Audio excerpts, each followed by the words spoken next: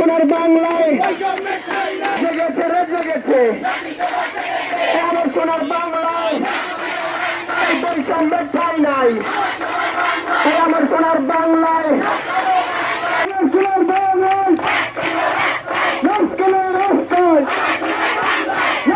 রাস্তায় রাস্তায়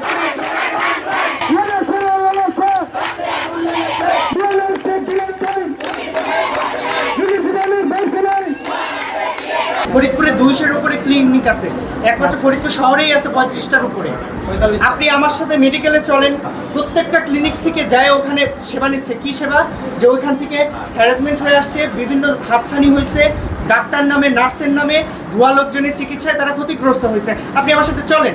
কি এই যে আপনার আলমদিনা নামে হসপিটাল, আরামবাগ নামে হসপিটাল, এই 2 দিন পর পর যায় বন্ধ করে দিয়ে আসেন, আবার খুলে নিয়ে বসে। তারা কি হয়েছে সেখানে?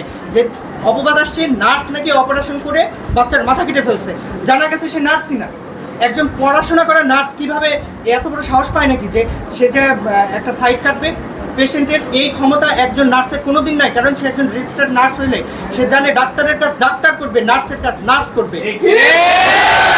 এইরকম মূর্খ মানুষ, অল্প বিদ্যা ভয়ঙ্কর বলতে কথা আছে, ওর কোনো বিদ্যাই নাই, ও হেলথ প্রফেশন, ওর কোনো বিদ্যা নাই বিদায় ও এত বড় সাহস করছে। ও কিছু টাকার জন্য এই কাজ করে পুরো নার্সিং প্রফেশনটা কলঙ্কিত করছে। জানা গেছে সে নার্সই না, তাহলে এই কলঙ্কের দায়ভার কেন নার্স নেবে? যত অন্যায় হচ্ছে আপনার এই ক্লিনিকগুলোতে আগের দিন কি আপনারা লিখিত কোনো? আমরা লিখিত দিছি 2 বার। আমাদের দেশে লাইসেন্সবিহীন অনেকে নিজেদেরকে নার্স বলে দাবি করে, যেটা আইনগত দণ্ডনীয় অপরাধ। কেউ কোনো প্রফেশনে পড়াশোনা না করে সেখান থেকে লাইসেন্স একটা স্টেট অথরিটি থেকে ক্লিয়ারেন্স না পেয়ে নিজেকে ওই পদে বা ওই পদবি ব্যবহার করে ডাকলে সেটা শাস্তিযোগ্য অপরাধ। আমরা চাই সম্পূর্ণ ভুয়া নার্স নির্মূল হবে। আমাদের দেশে অনেক সংখ্যক ডিপ্লোমা নার্স, বিএসসি নার্স বের হয়, তাদেরকে এর অন্তর্ভুক্ত করতে হবে, তাদেরকে স্বাস্থ্য খাতে আনতে হবে এবং ভুয়া নার্স নির্মূল করতে হবে। আপনারা বলতে চাচ্ছেন যে না, ফরিদপুর যে বেসরকারি ক্লিনিকগুলো রয়েছে জি, সেখানে বেশিরভাগই ভুয়া। আচ্ছা হ্যাঁ, আমি আপনাদেরকে একটা প্রমাণ দিই। আলমদিনা নামে একটা হসপিটাল আছে ফরিদপুর, আলমদিনা হসপিটালে 2022 সালের ঘটনা। সেইখানে একটা অপারেশন হয়ে মাইনর অপারেশনের মাধ্যমে, মাইনর না, সেইখানে সিজারিয়ান প্রসিজিয়ার ছিল না, একটা অপারেশন, সেটা নর্মাল ডেলিভারির সময় সাইড কাটছে, সাইড কাটতে যায় বাচ্চার মাথা কেটে ফেলছে, বলছে ওই কাজটা নার্স করছে, নার্স অপারেশন করে বাচ্চার মাথা কেটে ফেলছে, পেশেন্ট মেরে ফেলছে। এইভাবে একটা নিউজ হয়ে ওই হসপিটাল বন্ধ হয়েছে। অথচ আমরা পরবর্তীতে এটা তদন্তের মাধ্যমে জানা গেছে আসলে সে নার্সই না, সে কোনো রেজিস্টার্ড নার্স না, সে ছিল একজন মানে আমাদের আবার কারিগরি থেকে 6 মাসের ট্রেনিংয়ের একটা ব্যবস্থা আছে, কারিগরি থেকে তারা 6 মাস ট্রেনিং নিয়ে নিজেকে নার্স দাবি করে, সেই রকম নার্স হয়ে ওইখানে সেবা দিতে যায়, ওই কাজটা করে পুরো নার্স সমাজকে কলঙ্কিত করছে। তারপর থেকে ওই হাসপাতালে বন্ধ করা হয়েছে ঠিকই, দুর্নাম হয়েছে নার্সের, কিন্তু একজন নার্স এই কাজ কখনোই করতে পারে না।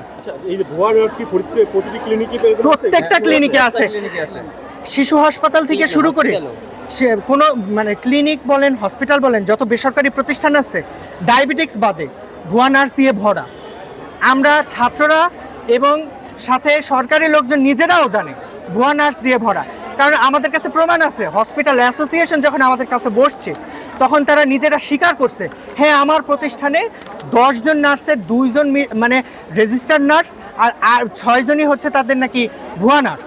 তারা নিজেরা স্বীকার করছে, আমাদের কাছে এর প্রমাণ আছে, তারা স্বীকার করছে। একজন হসপিটাল অ্যাসোসিয়েশনের সাথে বিভিন্ন হসপিটালের মালিকরাও আসছে, তারা স্বীকার করছে, এসে বলছে আমাদের ভুয়া নার্স আছে, তারা নাকি কাজে অনেক অভিজ্ঞ। এটা হাস্যকর কথা, কোনো একটা ভুয়া নার্স কাজে অভিজ্ঞ হতে পারে না, তার কোনো জেনারেল সায়েন্স নাই। আমি যখন বলছি তাহলে আমি তাকে অ্যানাটমি ফিজিওলজি থেকে প্রশ্ন করব, আমরা যা পড়াশোনা করি হেলথ প্রফেশনের প্রশ্ন করব। সিভিল সার্জন তাদেরকে স্যাংশন দিয়ে বলে এরা কি এই কাজ করতে পারে নাকি, তাহলে তাদের বিরুদ্ধে সে পদক্ষেপ নিতে পারে না। অথচ হসপিটালগুলো অবাধে এইরকম দুর্নীতি করে যাচ্ছে, ব্যবসা চালাই যাচ্ছে, সে তাদেরকে স্যাংশন দিচ্ছে। এখন পর্যন্ত সে তাদেরকে সময় দিছে, সতর্ক করছে, শুধু তাদের যাতে আমরা যাই বা কোনো একটা টিম যে মোবাইল কোর্টের মাধ্যমে এই ধরতে না পারে, তাদের দুর্নীতি ধরতে না পারে, সেই কারণে স্যাংশন দিচ্ছে। তাছাড়া সিভিল সার্জন এই বিষয়ে তার কোনো পদক্ষেপ নাই, সে নিজেই একজন করাপ্টেড, সে বিষয়ে আগেই তদন্ত হয়ে গেছে, এজন্য সে অফিসও করে না। আজকে আমাদের যতক্ষণ এই বিষয়ে আশ্বস্ত না করা হবে যে এর একটা ব্যবস্থা গ্রহণ করা হবে, ততক্ষণ আমরা অবস্থান কর্মসূচি পালন করব।